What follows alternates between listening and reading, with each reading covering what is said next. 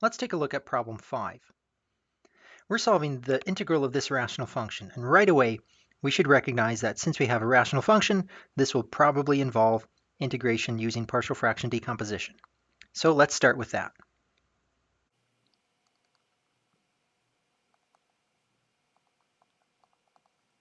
So I first need to decompose this rational function before I can integrate.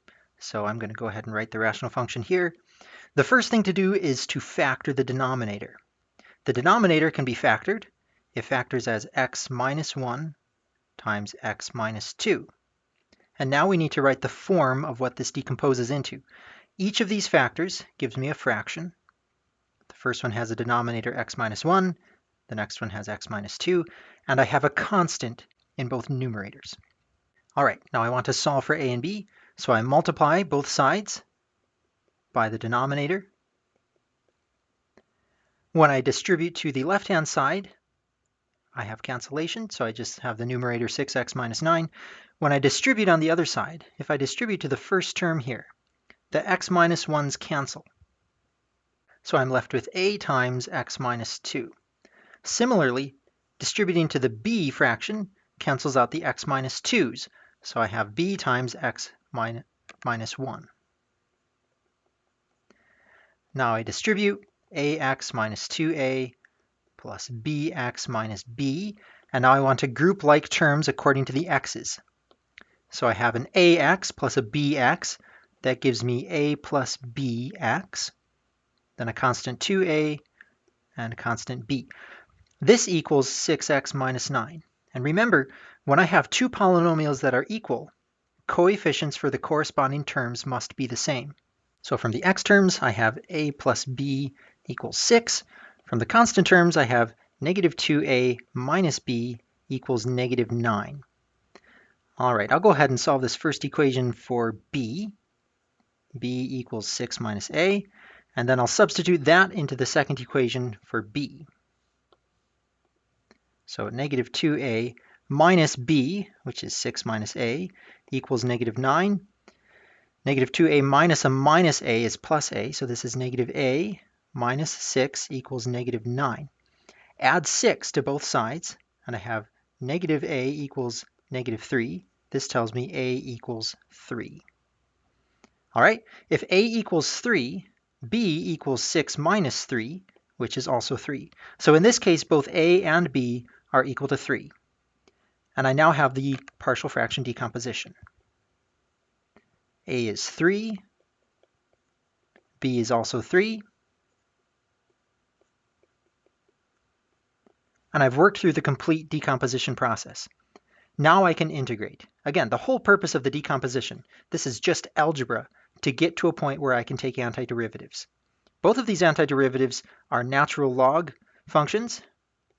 So 3 times the natural log of the absolute value of x minus 1 plus 3 natural log absolute value of x minus 2 plus c.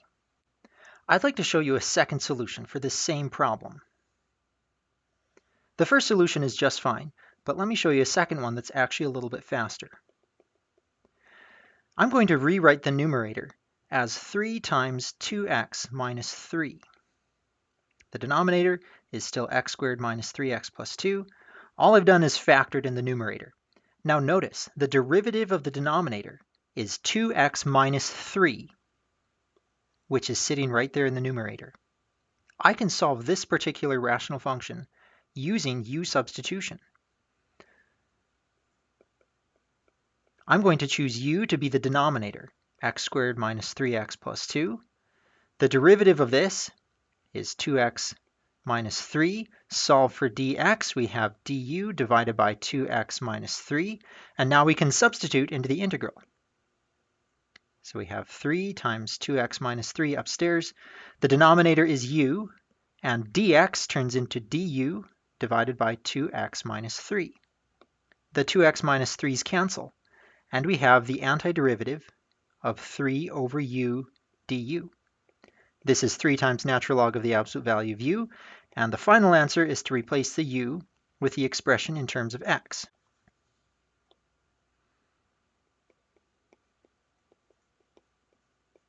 Add a plus c, and we have the final answer. Now, take a look at our two solutions. they look different. Did we do something wrong in one of these problems? Well, they are both equivalent. If we take x squared minus 3x plus 2, we know that that can factor as x minus 1 times x minus 2. And there's a rule for logarithms. It's not a derivative or an integral rule. It's just a property of logarithms that says when we take the log of a product, we can split it into two separate logarithms added together on the outside. So these two answers are indeed equivalent.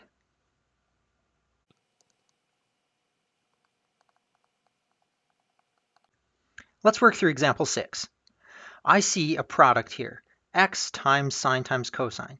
So I'm going to try integration by parts. According to the LIATE, I will choose u to be x, and dv is everything left. Sine of x, cosine x, dx.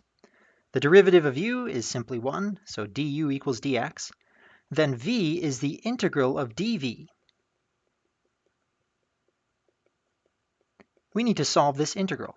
This is like an entirely new integral problem within a larger context. How do we solve this particular integral? Well, we could actually do a number of different methods. We could do an integration by parts. We could use a trig identity, but I think the easiest way is to use a u substitution. So let's go ahead and solve this using u substitution. And because I've already used the variable name u, it's going to be a little bit confusing. I'm still going to use u, but I'll use a different color to try to keep things separate. So I'll choose u substitution for this. U I'm going to choose as sine of x. The derivative of sine, cosine, solve for dx. I have du over cosine. And now I can substitute into the original integral. The integral of sine, that's u, times cosine of x, and dx, du divided by cosine of x. The cosine x's cancel, and we have the antiderivative of u, which is u squared divided by 2. And because we chose u to be sine, I now replace the u with sine, and I have the antiderivative in terms of x. So v equals sine squared x divided by 2. I can now apply the integration by parts formula. I have u times v minus the integral of v du. Du is dx. All right, I still have to evaluate this second integral in order to finish the problem. And I have the antiderivative of sine squared. It might be tempting to do something like sine cubed divided by 3 or some rule like that, but I can't just integrate a power of sine in that fashion. When I have an even power of a trig function, I want to use a half angle identity. Here's what I'll use next. I'm going to use the half angle identity sine squared x equals 1/2 times 1 minus the cosine of 2x. That's sine squared, so I'm going to replace sine squared with that expression. So I have x times sine squared of x divided by 2. And then since I'm already dividing by 2, I'll have a 1/4. And I'm going to go ahead and take that 1/4 out in front of the integral. And I have the integral of 1 minus cosine of 2x. Again, this 1/4 comes from the 2 in the denominator that I originally had, and I multiply the 2 times the 1/2 for the identity. That gets me 1/4. All right, the antiderivative of 1 is just x, and for the cosine of 2x, this is technically a u substitution, but we want to solve it without going through all the steps, using our guess and check method. So, copy this down. The antiderivative of 1 is x. The antiderivative of cosine is positive sine. So I have minus sine of 2x. And if I take derivatives using chain rule, I'll have an extra multiple of 2. So I divide by 2, add a plus c, and there's our answer. Really quickly, I think of checking. The derivative of sine is cosine, and using the chain rule, we'd have cosine of 2x times 2 from the derivative of 2x. That would cancel with that 2, leave me with cosine of 2x. So this is the correct antiderivative. Notice, in this problem, we used 3 different techniques. We started out using integration by parts. Next, we had to do a substitution, and finally, Near the end, we had to do a trigonometric identity. This is a great example of the variety of techniques that we see in integration problems.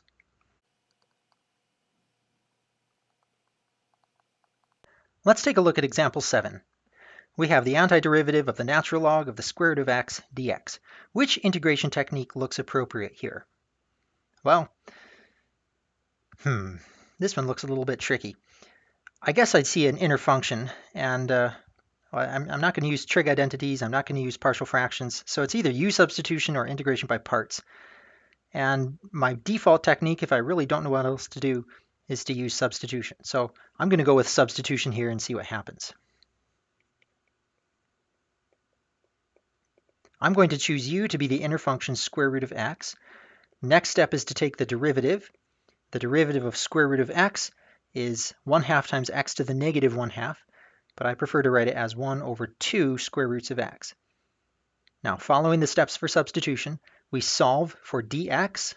dx equals 2 square root of x du. And now we can substitute. We have the integral of the natural log of u, and dx turns into 2 square root of x du. We have a problem here. The x is still in the integrand. Whenever we do substitution, we want to only have one variable left. We just want u. And usually something cancels with the x, but that did not happen this time. We still have the x. So what do? Do we try over and use integration by parts? Well, we could try that. But notice that square root of x is the same as u. So I'm going to replace square root of x with a u. I'll have the integral of natural log of u times 2 times u du. Now everything is in terms of u. And if I rewrite, I can take out the multiple of 2, and I have u times natural log of u. Notice that this integral is the same integral we saw for example 1. So I'll conclude the problem right here, but I do want to show you a second method for solving this. Here's a second solution.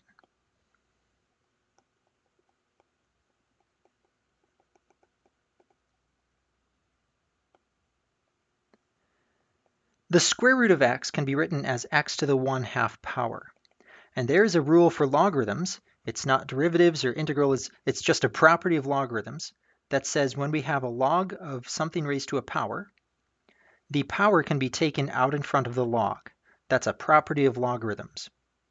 So this 1/2, which is the power of the inner function, can be taken out front, just like this. And we have 1/2 times the natural log of x dx. I can take out the 1/2, and we're integrating natural log of x dx. Now, we actually saw this exact integral when we first talked about integration by parts. But let's go ahead and work through the steps here. The way to solve the integral of natural log of x is to use integration by parts. We will choose u to be the natural log. dv is everything left, which is just dx. So I take the derivative of u, that's 1 over x dx. Antiderivative of dv, well, I'm just taking the antiderivative of 1, so that's x. And now I can use the integration by parts formula. This is 1/2 times u times v minus the integral of v du. du is 1 over x dx. The x's cancel, so this integral is just the antiderivative of 1. So our final answer is 1/2 times natural log of x times x minus the antiderivative of 1, that's just x. Add a plus c at the end, and we have our final answer. If you work through the rest of the steps for the first solution that we were attempting, you'll find that the answer equals what we found in the second solution. Finally, take a look at example 8.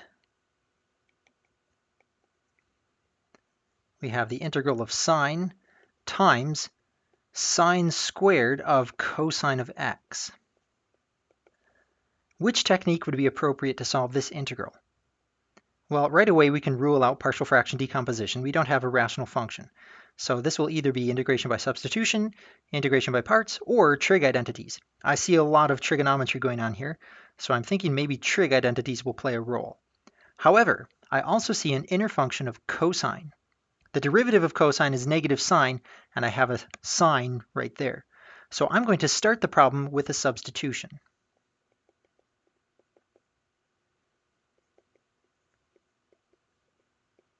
I will choose the inner function cosine to be u, and then taking derivatives, the derivative of cosine is negative sine. Solve for dx. Dx equals du divided by negative sine of x. Now we substitute into the integral. We have sine times sine squared of cosine, but cosine is u. And then dx turns into du divided by negative sine of x. I can cancel the sine of x's, and I have negative the integral of sine squared of u.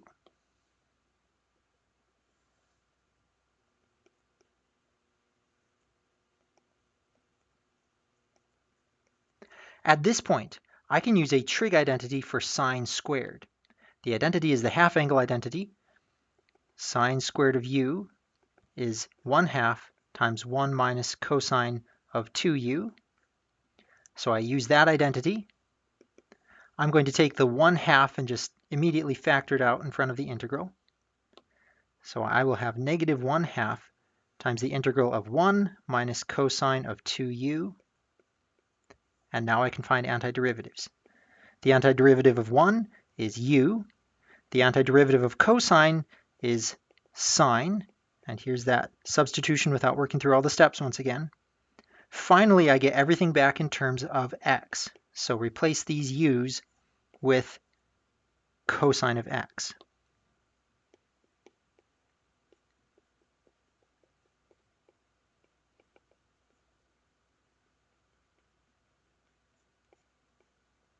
Add a plus c, and we have our final answer. Once again, we see an example where we use multiple techniques to get to the answer. We first did a u substitution, and then we did a trigonometric identity.